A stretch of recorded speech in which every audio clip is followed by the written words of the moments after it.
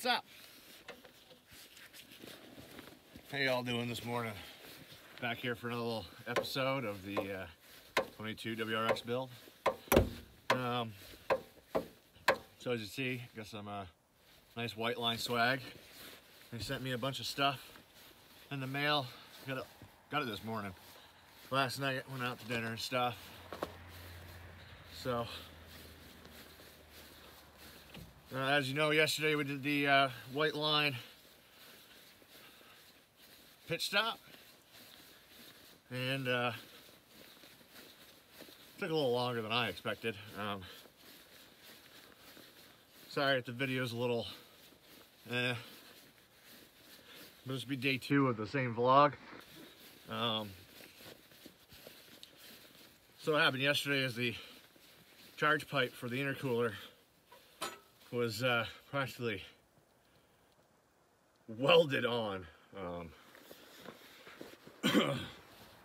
and also the 2 clips on the intercooler shroud had snapped off. One of them looked like it had been broken for a little bit. The other one, it looks like I broke it yesterday. So got those fixed. We're gonna have to find something better in the future for that. So yeah, today we're gonna do an oil change. While the oil's draining, I'm gonna go over a few of the parts on the car. Do a few little things. But today we're doing our oil change with Lucas Oil. So I want to thank them again for the huge amount of product they sent me. Just so some of you are watching this, we're going to be doing a meet later this year here in Vermont to help raise money for Mission 22.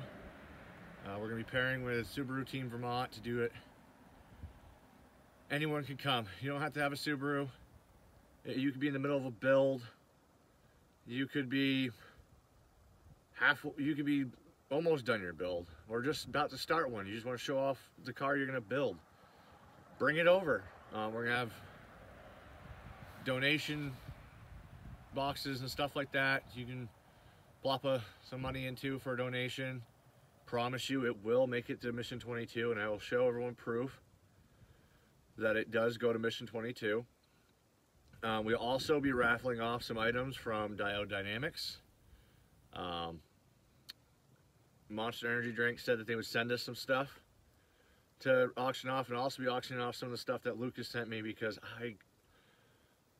some of that stuff will sit in my basement for a little bit before I could ever use it. So we'll be auctioning off some stuff there too. And Subaru Team Vermont, some of the ambassadors are going to get together and come up with some stuff to donate also. So it'll be fun. We're still working out the details of when and where, but we are doing it. It is happening. Well, I'm going to see if some other companies and some of my sponsors will send us some goodies to raffle off. But yeah, let's get going with this oil change, huh? Sorry, I lost my little clicker. I actually think I left it underneath the hood yesterday when I closed it. So she's probably somewhere between here, where I went last night, and then here. So let's get going on this.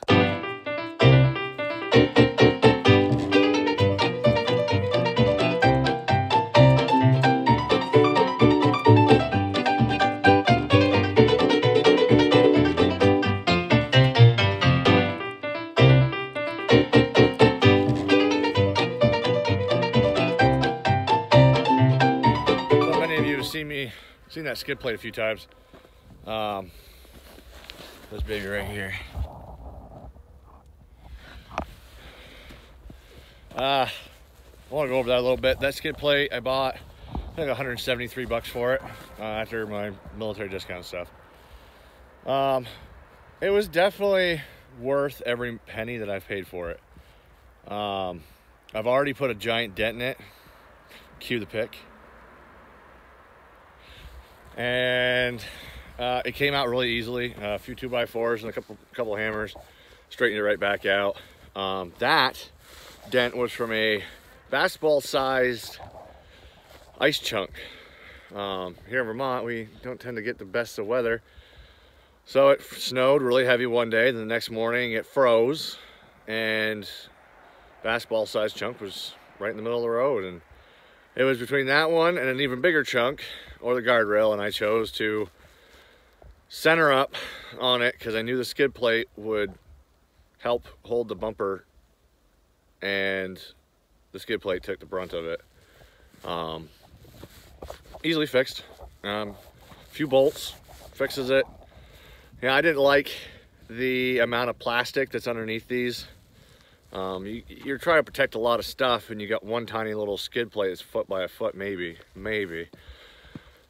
and hoping that that's going to protect your turbo hoses and all that stuff. It doesn't. Not from stuff like that. Not up here. Last year I took an ice chunk about that big through my Impreza's plastic skid plate, and yeah, the skid plate only cost 42 bucks, so I replaced it. But it just goes to show that these do not take much to break, especially when it gets cold out. So I opted for a nice aluminum skid plate, and it's definitely paid for itself. It hooks right to the front bumper.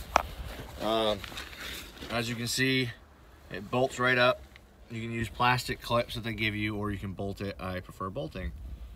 Clips there also on both sides.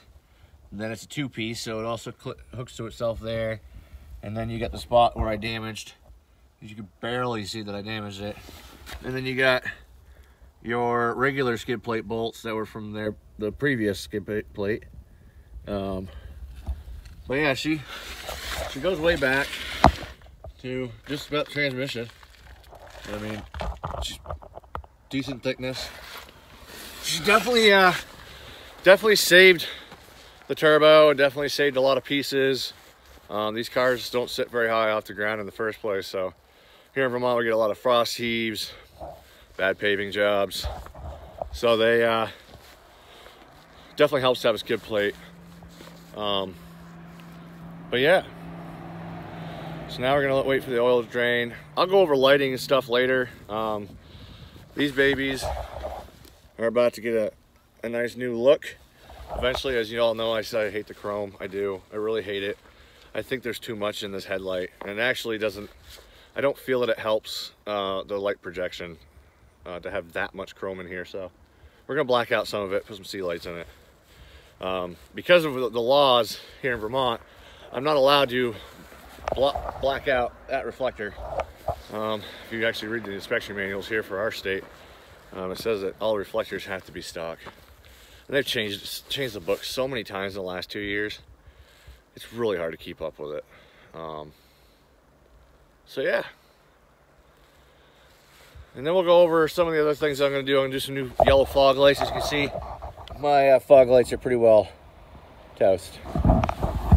Those were brand new last fall, just so you know. And they're already destroyed. So I'm going to find some better ones for that. So yeah, now we just gotta wait for the oil to drain, and we'll get right to doing the Lucas Oil products. Hang in there.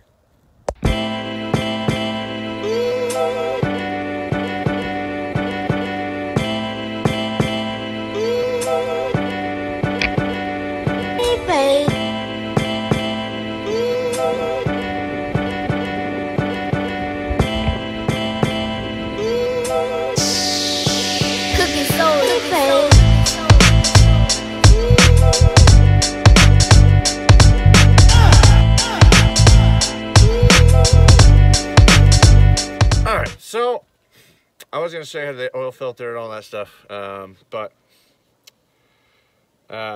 yeah. So anyways, get the oil filter on already. I kind of forgot to hit play. And I've already put in my additive. So first off, I'm going to go over the oil filter. I like using the OEM oil filters. I get a good deal through my dealership, because one of the dealerships in the area, because they want to support the build, so they're helping out a little discount when it comes to the parts. So it cost me like $6. A frame costs $3, and they're not that great. I say that out of experience. I've never had a liking for Fram. I did a long time ago until I realized how they made their product, what they use in their products, and I found it to be a subpar product. And you can come up with your own conclusion on that. But this keeps Subaru from having issues with you doing your own oil changes because you're trying to use their stuff. Now, I don't like using Subaru oil because I think it's overpriced. Today we used this stuff. It's supposed to help protect your engine, pretty much what it comes down to. Look it up. It's on lucasoil.com. We're also using this stuff right here. We've already put 1 quart in. My guess is we're gonna use like 5.5 quarts today with that additive. And I got a giant box full of this stuff right now. Again, thank you, Lucas Oil Company, for this amazing amount of oil. But yeah, instead of watching me pour oil, I figure I'll end the video here. So, yeah. Like, share, subscribe, and comment. Keep it safe. Keep between the dishes.